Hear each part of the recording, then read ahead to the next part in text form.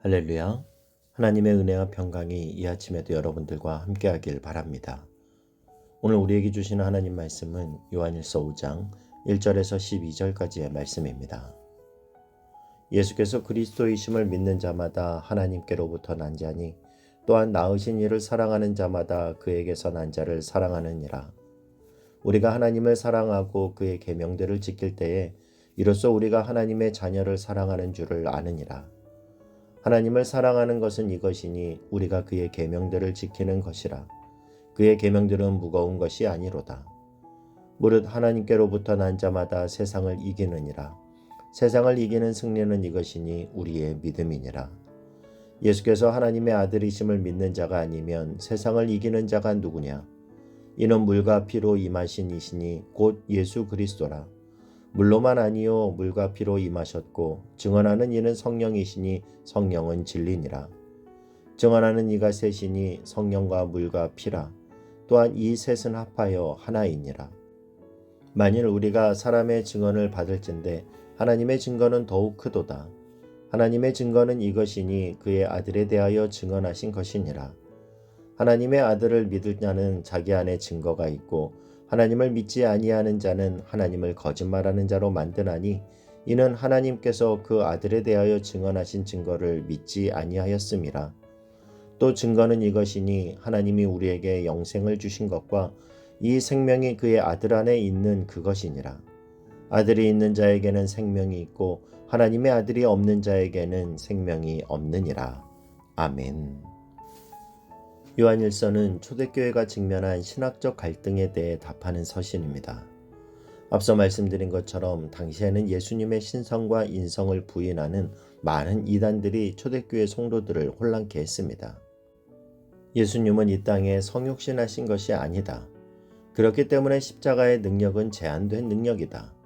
따라서 우리의 구원은 영적인 지식을 통해서만 구원을 얻을 수 있다라는 주장이었습니다. 이에 요한은 구원은 영적인 지식으로 되는 것이 아니라 오직 구원자 되시는 예수 그리스도로부터 주어지는 것임을 요한일서를 통해 분명하게 밝히고 있습니다. 1절 말씀을 보면요. 예수께서 그리스도이심을 믿는 자마다 하나님께로부터 난 자니 또한 낳으신 이를 사랑하는 자마다 그에게서 난 자를 사랑하느니라. 여러분, 예수님만이 우리의 그리스도 구원자이십니다. 오늘 말씀은 우리에게 누구든지 예수가 그리스도이심을 믿는 사람은 하나님께로부터 난 사람들이다. 그리고 그 하나님께로부터 난 사람들은 누구나 세상을 이긴다 선포하고 있죠. 4절 5절 말씀을 보면요. 무릇 하나님께로부터 난 자마다 세상을 이기느니라. 세상을 이기는 승리는 이것이니 우리의 믿음이니라. 예수께서 하나님의 아들이심을 믿는 자가 아니면 세상을 이기는 자가 누구냐? 제가 어릴 때만 해도요, 동네에 쥐가 많이 있었습니다. 80년도 초에 한 기록에 의하면 우리나라에 쥐가 9천만 마리가 있다라는 통계가 있었는데요. 그 당시 우리나라 인구가 3,900만 명이었으니까 사람보다 2.5배 정도 쥐가 더 많았습니다. 그래서 쥐 피해가 얼마나 컸던지 국가적으로 쥐 잡는 날을 만들 정도였어요. 여러분, 쥐 잡는 날 기억하십니까? 80년대만 해도 식당에 가면 식당 구석에서 쥐가 심심치 않게 왔다 갔다 했고요. 밤마다 천장에서 쥐가 지나가는 소리가 들리기도 했습니다. 그런데 요즘은 쥐가 별로 없는 것 같아요. 왜 갑자기 그 많던 쥐가 없어졌을까요? 왜냐하면 이제는 모든 집들을 콘크리트로 짓고 아파트로 바뀌면서 쥐가 쥐구멍을 뚫을 수 없는 거예요. 그리고 더 중요한 거는 식당이며 주방에서 락스 같은 걸로 깨끗이 청소하니까 쥐가 없어졌습니다. 좀 지저분하고 상한 음식 같은 게 여기저기 널려 있어야 쥐가 좋아하지 깨끗한 걸 싫어하기 때문이죠. 여러분, 우리의 신앙에 있어서 락스는 무엇을 의미할까요? 바로 예수님의 십자가 보혈입니다. 주변이 깨끗해지면 쥐가 저절로 떠나가게 되는 것처럼 십자가 보혈로 우리를 덮으면 원수마귀는 우리를 떠나가는 겁니다. 그래서 저는 저의 삶에 이것이 지금 사단이 공격하는구나 이게 느껴질 때는 이렇게 기도합니다. 주님, 이 시간 십자가에서 흘리신 예수님의 보혈의 피를 취해서 저를 덮습니다. 저를 정결하게 하여 주시고 저를 지켜 주시옵소서. 그리고 자녀들을 위해서도 동일하게 기도하고 또 성도들을 위해 기도할 때도 이것이 사단의 공격이라는 것이 느껴지면 주님, 이 시간 믿음으로 십자가의 보혈의 피를 취해서 살아가는 성도를 덮습니다. 그 어떤 악한 영도 더 이상 공격하지 못할 것을 예수님의 이름으로 선언합니다. 이렇게 기도합니다. 그럴 때 정말 악한 영의 공격이 중단되고 진행되지 못하는 것을 자주 경험하곤 합니다. 여러분, 예수님은 십자가에서 우리를 위해 피 흘려 죽으셨고 다시 부활하셨습니다.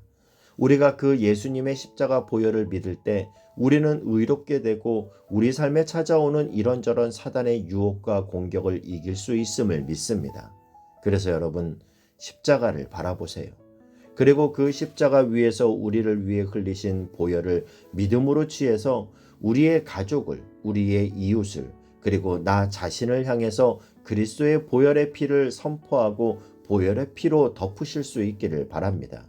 이 원리가 바로 그리스도의 승리가 나의 승리가 되는 비결입니다. 예수님은 요한복음 16장 33절에서 이렇게 선포하십니다. 이것을 너희에게 이르는 것은 너희로 내 안에서 평안을 누리게 하려 함이라. 세상에서는 너희가 환난을 당하나 담대하라. 내가 세상을 이기었노라. 오늘 이 말씀이 저와 여러분의 삶 가운데 능력이 될 수 있길 주님의 이름으로 축복합니다. 이어서 요한은 구원자 되시는 예수 그리스도에 대해서 증거하고 있는데요. 6절에서 8절 말씀을 보면요. 이는 물과 피로 임하신 이시니 곧 예수 그리스도시라. 물로만이 아니요 물과 피로 임하셨고 증언하는 이는 성령이시니 성령은 진리니라. 증언하는 이가 셋이니 성령과 물과 피라. 또한 이 셋은 합하여 하나이니라. 여기서 말하는 물은 예수님의 세례 사건을 의미합니다. 그리고 피는 예수 그리스도의 십자가에서의 고난을 의미하죠. 당시 초대교회 영지주의 이단들은 예수님께서 세례를 받으실 때 그리스도의 영이 육신에 들어왔다가 십자가에서 죽으시기 전에 그리스도의 영이 떠났기 때문에 십자가에서 죽은 것은 하나님의 아들 예수 그리스도가 아니라 그저 영이 떠난 껍데기뿐인 육신이라는 가르침으로 초대교회의 그 성도들을 미혹했습니다. 예수님의 성육신 사건을 부인한 것이죠. 여러분, 예수님은 세례의 물로 사역을 시작하셨고 십자가의 피로 사역을 완성하셨습니다.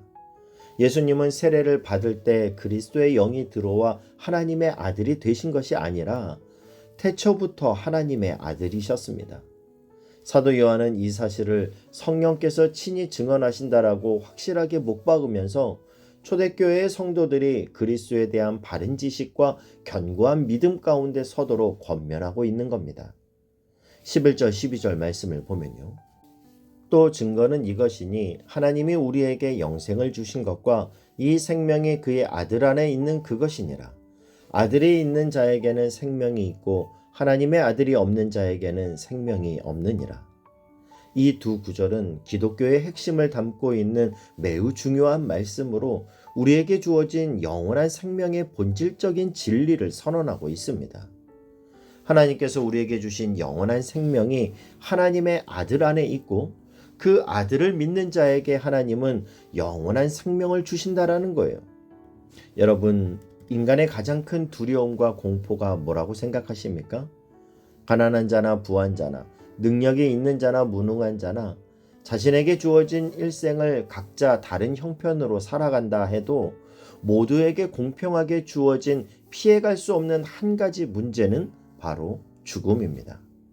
언젠가 말씀드린 기억이 있는데요. 지금은 은퇴하신 어떤 목사님이 이런 말씀을 하시는 걸 들은 적이 있습니다. 목사님이 어느 날 문득 새벽에 잠이 깨셨다라고 해요. 새벽에 잠이 깨니까 온 사방이 고요한데 머리 위에 시계가 있지 않습니까? 째깍 째깍 째깍. 새벽에는 그 소리가 얼마나 크게 들립니까? 그런데 이 목사님이 그날 새벽에 잠에서 깼는데 정확한 그 새벽에 시계 소리가 째깍째깍 하는 그 소리를 들으면서 두려움을 느끼게 됐다라는 겁니다. 마치 그 시계 소리가 자신의 생명을 토막질하는 이 도마 소리로 들리더라는 거예요. 째깍 째깍 째깍. 끊임없이 내 생명을 잘라가는 칼질하는 도마 소리로 들리더라는 겁니다. 여러분, 이 기막힌 표현 앞에 누군들 자유할 수 있겠습니까? 누군들 이 죽음 앞에 죽음의 공포로부터 자유할 수 있겠습니까? 여러분, 오늘 우리가 추구하는 돈과 명예와 경력들이 제깍제깍 내 생명을 도마질하는 것 같은 공포로부터 자유롭게 해줄 수 있을까요? 절대 그렇지 않습니다. 오히려 화려하게 치장하는 이 껍데기 때문에 영혼이 피폐해지는 것을 모르는 마취 상태에 있는 사람들이 너무 많다라는 거예요. 하나님은 우리가 70년, 80년 안개처럼 사라질 것에 취해 살기를 원하지 않습니다. 요한 3서 1장 2절은 말씀하죠. 사랑하는 자여, 내 영혼이 잘된 같이 내가 범사에 잘되고 강건하기를 내가 간구하노라. 우리가 이 땅에서 강건하고 모든 것이 잘되기 위해서는 그 바탕 속에 내 영혼이 잘된 같이 먼저 우리 영혼의 문제가 해결돼야 하는데, 우리는 보이지 않는 영혼보다도 육신이 편안하고 고생하지 않기를 원한다라는 거예요. 사후세계에 대한 관심보다는 지금 잘 먹고 잘 사는 게 이게 복받은 거라고 생각합니다. 이런 생각을 하고 사는, 이런 초점이 맞지 않은 상황이 우리에게 던져졌다라는 사실입니다. 여러분, 우리는 언젠가 각자 죽음의 문 앞에 서게 될 것입니다. 그러나 우리가 두려워하지 않을 수 있는 이유는 하나님께서 오늘도 우리에게 약속하시기 때문이에요. 또 증거는 이것이니 하나님이 우리에게 영생을 주신 것과 이 생명이 그의 아들 안에 있는 그것이니라. 아들이 있는 자에게는 생명이 있고 아들이 없는 자에게는 생명이 없느니라. 우리 안에 계신 예수 그리스도, 그분이 오늘도 내 안에 계시기에 우리에겐 죽음이 아닌 생명이 역사하는 줄 믿습니다. 저는 저와 여러분이 아들 안에 있는 생명을 바라보는 은혜가 있게 되기를 축복합니다. 놀라운 평강이 여러분의 삶을 주도하도록 그 생명을 소망하십시오. 그리고 이제 주님께서 우리 가운데 말씀하신 아들 안에 있는 생명을 전하는 놀라운 은혜가 있게 되기를 주님의 이름으로 축복합니다. 기도하겠습니다. 사랑하는 하나님, 오늘도 그리스도의 생명이 내 안에 역사함으로 이전 것은 지나갔으니 보라 새 것이 되었도다 담대히 선포하며 생명의 삶을 사는 오늘 하루가 되게 하여 주옵소서. 예수님의 이름으로 기도하옵나이다. 아멘.